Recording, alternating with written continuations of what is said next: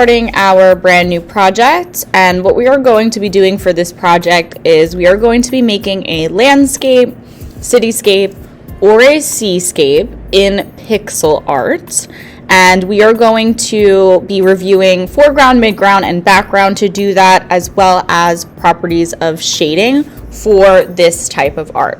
So to start, we're going to talk about what a landscape is, what a cityscape is, and what a seascape is.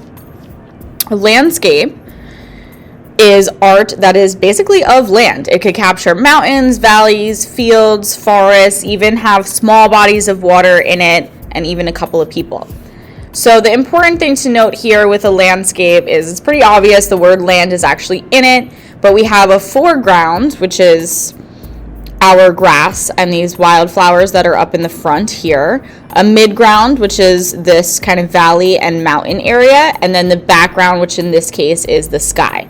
Now, usually for a landscape, the background is the sky because that's always the pictured in a landscape, and it's always the furthest thing back. And we talked about in the past what a foreground, midground, and background is, so it should be pretty easy for you guys to recognize each of these things in a landscape and in a cityscape and in a seascape. So again, if you're choosing to do a landscape, you have a scene of land, mountains, valleys, fields, stuff like that.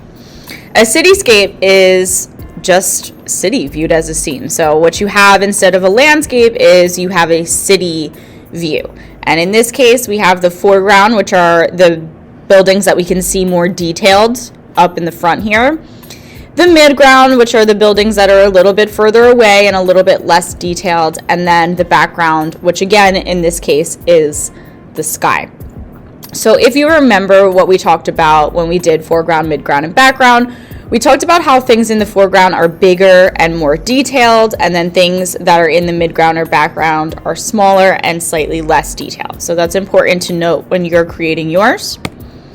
And then lastly, a seascape is, once again, exactly what it sounds like. It is a scene that depicts a sea. Now, it can include some land.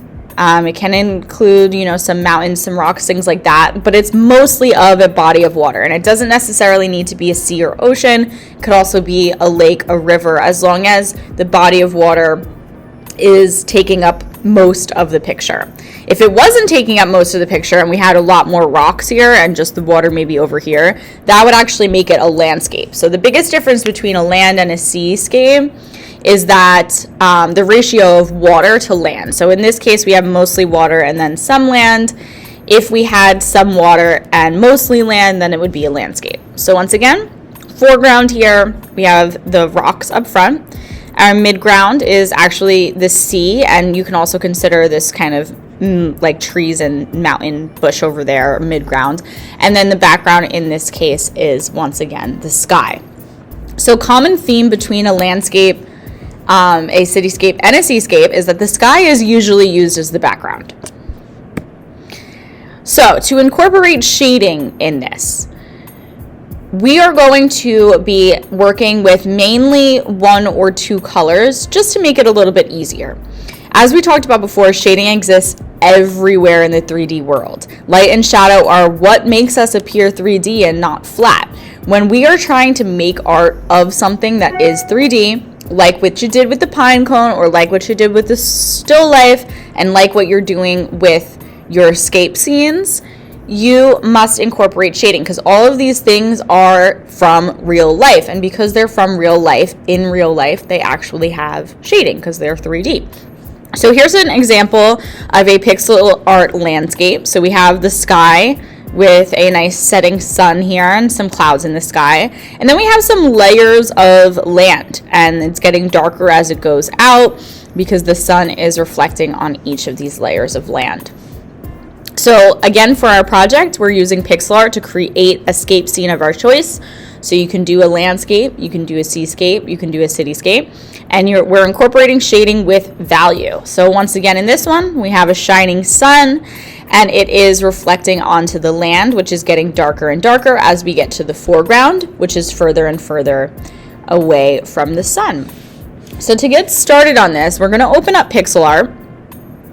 and we are going to set up our page, decide what type of scene that we're going to lay out, and then start coloring.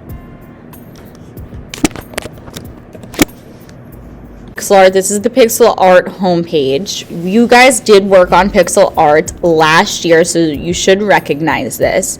Now, you do not need to create an account, but if you already did make an account last year, then you can just click login and connect with Google.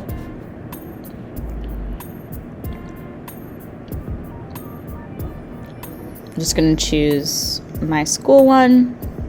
Okay, and then here we are.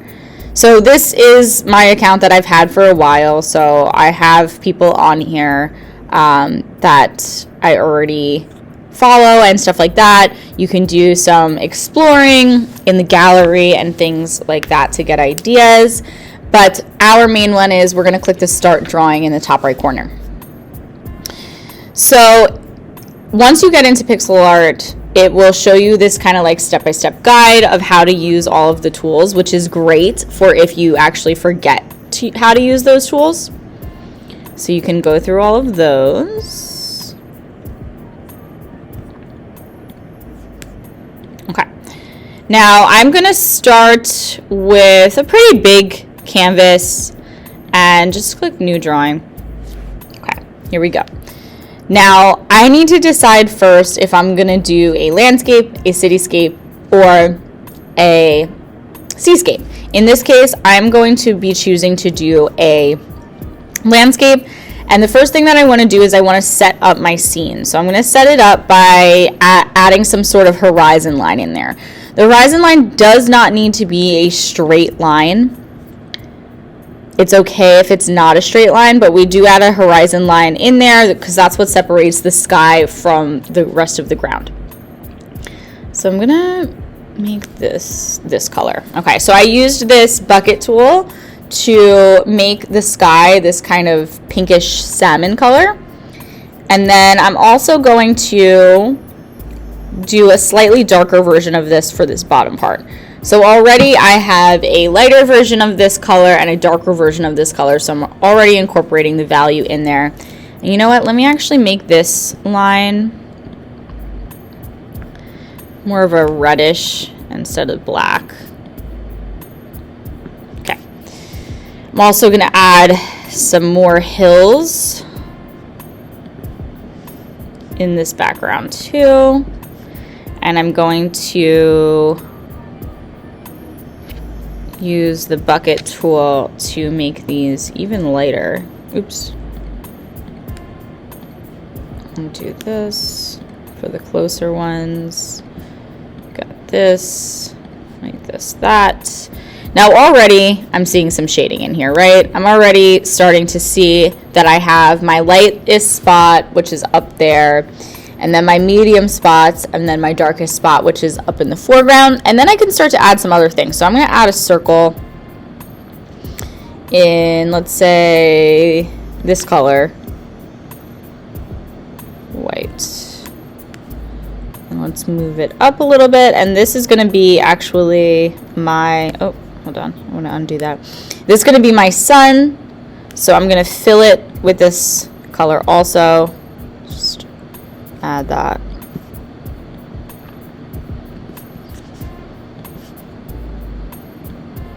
So that it's behind the mountains.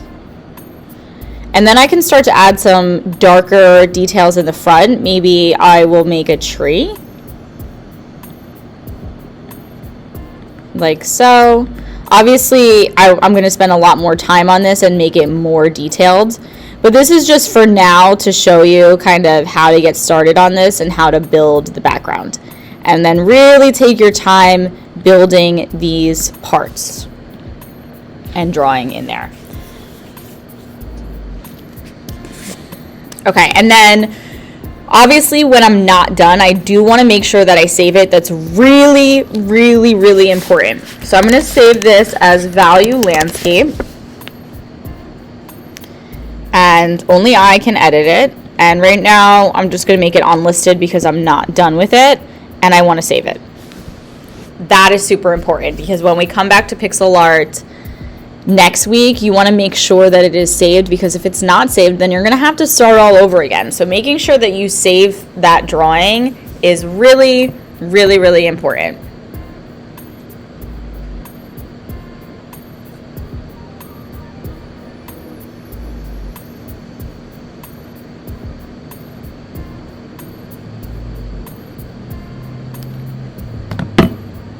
So take its time saving, and there we go. It is saved. So now I'm just gonna go to the image, make sure it's saved, and then once I am ready, I can go back and edit the drawing next time. So let's get started.